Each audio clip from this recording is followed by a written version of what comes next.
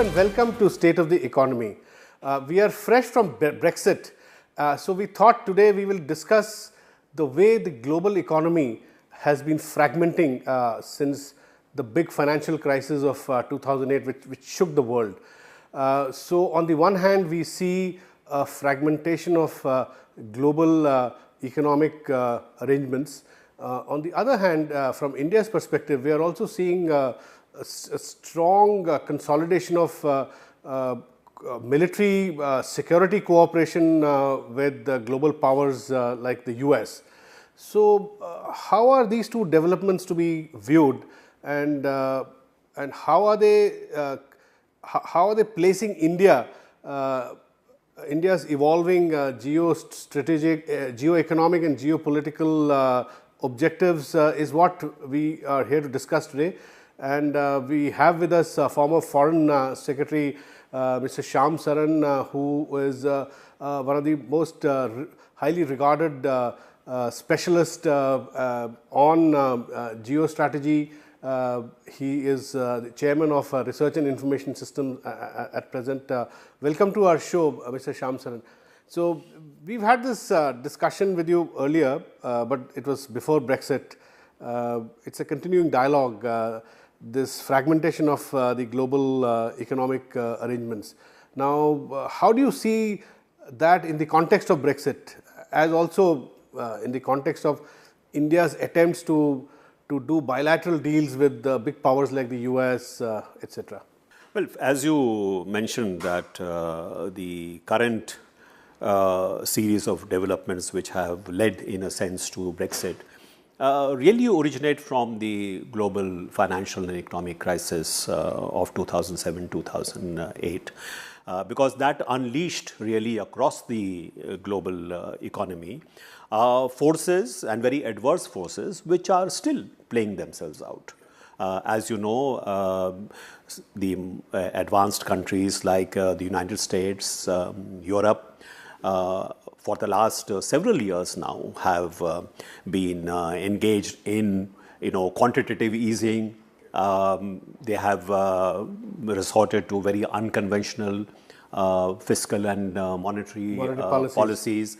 And these have still not been able to overcome the continuing economic stagnation in these even countries. Currency policies. Even currency policies.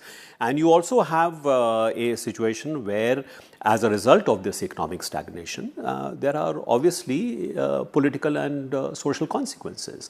One of the major consequences really has been the very high rates of unemployment that you find across, in fact, especially youth unemployment. Exactly. Exceeding 30-40% in much of Europe. Right. In some countries, very, very high proportion. And you also, at the same time, I think one of the things which we perhaps don't see clearly is the psychological impact of what has happened in the aftermath of the financial economic crisis. Probably fueling these nationalist protectionist sentiments. Yeah. The sense that globalization of the last so many decades has actually led to the impoverishment of the middle class in the advanced economies, that globalization has been of benefit only to a small global elite, which is interconnected. The London market or the New York market, the Tokyo market, these are all interconnected, but somehow or the other, somehow de-linked from the what is called the main street economy. So this contradiction is what is really at play, and I'm not in a sense surprised. One of the Brexit leaders' first statement was that this is a vote against big business, merchant bankers. So he was actually targeting the financial elite. Yes, I mean, as you would have seen in Brexit, it is almost like the rest of the UK voting against London. Yeah. Why? Because London represents precisely that elite which has really been the chief beneficiary of the forces of globalization. And I think countries in the Western world have not really been able to come to terms with the passing of an era where not only in terms of economic capabilities, but also in terms of ideological, sort of ascendance, the West was ruling the world in a sense, the so-called Washington consensus. Now the Washington consensus really lies in tatters, So nothing has taken its place. And the challenge to globalization comes from the heart of Exactly. country which began the process of globalization. Exactly. And doing in perhaps a much more acute fashion, the kind of things that they were preventing developing countries from resorting to when the developing countries were facing such crises. For example, this quantitative easing would not have been something that would have been countenanced, say when the 1997 economic crisis took place in Asia. So the ones who set the rules of the game, in a sense, for the global economy, for global trade, have today become the worst violators of that order. And even in terms of, say, protectionism.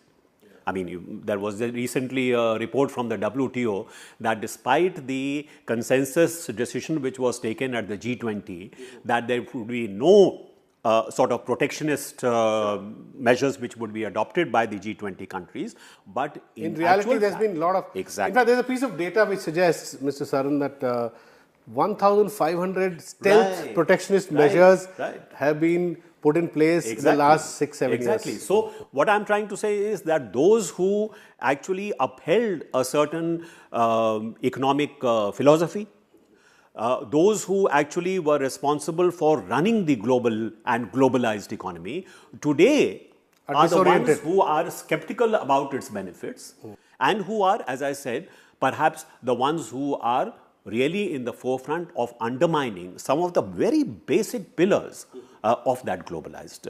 How should, Mr. Saran, how should India view these developments? India is also in a very peculiar situation where it is also having to review many of its trade arrangements with ASEAN, with Thailand, comprehensive economic cooperation agreements. Lately, I read in the papers, in the Business Standard, where you write a column yesterday, it said that the RCEP, which is a huge trade bloc which India is part of under negotiation, India is skeptical about that also because India feels that China is using that huge trade bloc to have market access into India, and India is not gaining any reciprocity. That's the Indian position in terms of movement of people, which is our main competitive advantage.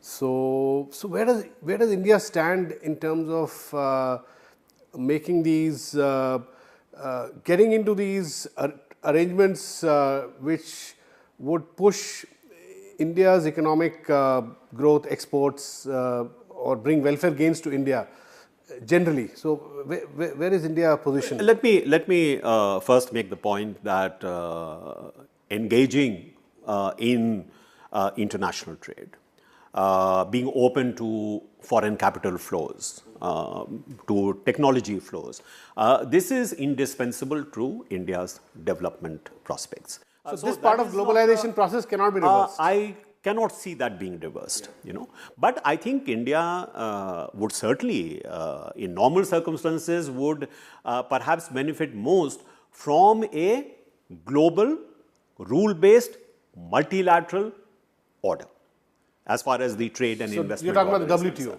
The WTO, global regimes are much better for countries like India, which are not quite at the moment at the high table or the side of the table where the rules are being written. I mean, we are a very small part of global trade. Don't forget. I mean, so we are rule takers generally. Generally speaking, we are rule takers, although we may say we don't acknowledge that, but actually that is the case. So what is our challenge? Our challenge is to see, can we in some way try to still uphold and promote that international rule-based order on the one side? And if that is not possible, is there some way that we can use some of these regional trade arrangements or bilateral trade arrangements in order to get an expanded market for Indian products, not only in terms of exports, but also access to technology and high technology products for India's development. So this is something which is a question of, how do you negotiate. Now, the problem that you mentioned, say, with the RCEP, part of the reason why India is seen as being defensive, by being also almost like an obstructionist, is that, India is not really articulating its very justifiable positions persuasively in the public domain. There is really no reason why India should not be seeking access for its services or products in which it has comparative advantage. After all, what is the principle of international trade? It is that let countries work on the basis of their comparative advantage. Where do we have comparative advantage? We have comparative advantage in services, in terms of skills, in terms of, say, products, for example, in pharmaceuticals. Now, these are precisely the areas where we face not so much tariff barriers as non-tariff barriers. Now, we must make our case known, and we should argue our case. What happens is that a number of countries use this sort of perception of India as an obstructionist in order to put pressure on us. I faced the same thing in the climate change negotiations. We were constantly shown as being the country which is, blocking consensus. We were not the ones who were blocking consensus. It was the big countries who were blocking consensus. So it is partly a question of, how good and effective your public diplomacy is. But I would certainly say this, that we cannot turn our backs on international trade. We can't turn inward. We cannot turn our backs in terms of, what is going to remain and going to be a fact of life, that is a globalized economy. Not because of what countries are doing themselves in terms of policies, but because of the march of technology. We are, whether we like it or not, we are a very interconnected world today. What you see is a reaction to this new world. And, you would have seen, if I could just point out, you would have seen, if you look at the voting analysis in Brexit, the overwhelming majority of voters who are in the 18 to 25 to 35 years of age category, they are the ones who have voted to remain. It is the older people, who have actually swung the vote in favor of Brexit. Younger people are most post-sovereign in the thinking. Because they are looking, they are part of the new generation. They are part of the new world. So they see that this kind of fragmentation will actually work against their future prospects. Despite the fact that unemployment is pretty high amongst those categories, yet they see the future in terms of that more interconnected world. So we are at a very inflection point, in a sense, that while on the one hand there is that kind of fragmentation of the global economy taking place, but on the other hand you have technological developments taking place which are actually taking us in the opposite direction. How do you reconcile this is going to be the big challenge for the future. There's another critical question, Mr. Saran, that I wanted to talk to you about, which is emerges from an article that you wrote in Business Standard recently, where you said that while on the one hand India is consolidating its military security partnership with the US, which is all for the good, to increase the security of the seas, etc. Indeed, there is a far greater cooperation which is evolving between the West and the East, some of the big countries in the on military security cooperation. But on the economic side, there is more fragmentation. So you've argued that along with military partnerships, economic partnerships should also simultaneously strengthen, so that the two strong legs make you stand firmly. So is there a problem there, that we're not getting into economic partnerships at the same with the same kind of at the same pace as security partnerships? The US, which is with us on security framework, is doing a trans-Pacific partnership where India is not present, and it's doing a different, playing a different game there. So how do you reconcile these developments? Well, I certainly believe that for the foreseeable future, a strong partnership between India and the US is in India's interests. And that should be not only in terms of the security relationship, which is important, but also should extend to technology partnership, to economic and trade partnership. Because if you just focus attention on one leg of that partnership and the other leg is shaky, sooner or later those contradictions will start, impacting. That's what your basic argument is, right? Exactly. So my point was that it is very important for India and the US to engage very intensively in trying to fix what is a problem on the economic and trade side. The relationship between the US and India on several trade and economic related issues is frankly adversarial. I mean, take a very simple thing like APEC, the Asia Pacific Economic Conference. Now, that is not a trade arrangement. It is a voluntary sort of gathering, and it is based essentially on, following best practices, sharing best practices, allowing a forum where business people from the member countries can interact with one another. It is very, very much more a business-driven body. So our argument was that if India becomes a member of APEC, it won't have the pressure to try and negotiate on trade-related issues.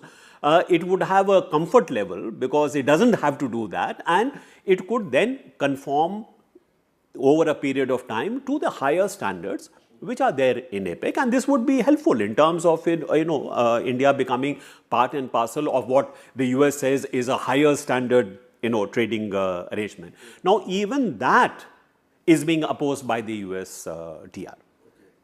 Where other countries, most other countries are in favor of India joining. So it is this kind of a approach which, if you talk to people in the USTR or even in the Commerce Department, India is again, like as I said in the climate change negotiations, India is a disruptor. If you bring India into the APEC, it may disrupt the smooth functioning of APEC. Now that is the kind of approach which you cannot continue to have and yet believe that you can develop a very strong, political and security partnership with India. Sooner or later, this contradiction will become, difficult to reconcile. So it is much better that we recognize that we have a problem and we try to deal with it through intensive negotiations. After all, through those intensive negotiations, we were able to overcome what was a much bigger, a more negative and complex legacy like on the nuclear side. Absolutely. So why can't we focus attention on this? So this is something which we will have to focus attention on. The other aspect, of course, we have to... What about the other aspect of how should India approach China's, larger plan to create a kind of a leadership, economic leadership in the Asian region through things like One Belt, One Road, even through things like trying to internationalize their currency attempts over the next, say, 10, 15 years in this region. So how should India link up to that?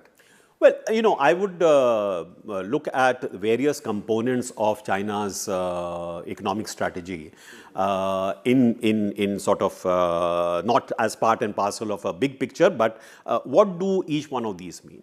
Now, if you take internationalization of the Chinese currency, there is no doubt that China is trying to expand the use of the renminbi internationally, globally. It has certainly promoted renminbi bond market. And a lot of countries are falling.